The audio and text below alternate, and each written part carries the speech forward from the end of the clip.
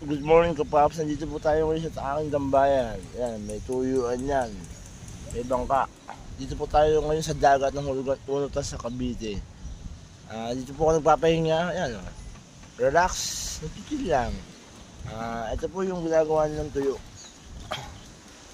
Ito po ginagawa ng mga taga Cavite, yan po. Nakapadak na tuyo, yan. Mamaya, tatanggal din nila yan. Yan mga tuyo, sariwa-sariwa mga isda. Yan po ang ginagawa nila araw-araw.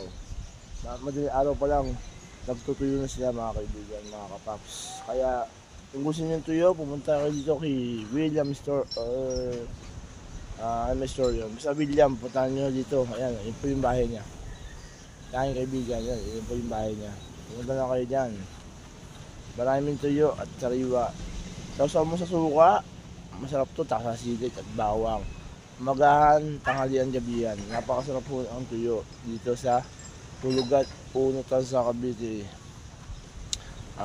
Just follow and subscribe mga tropa. OFW, like and share. Thank you very much and God bless.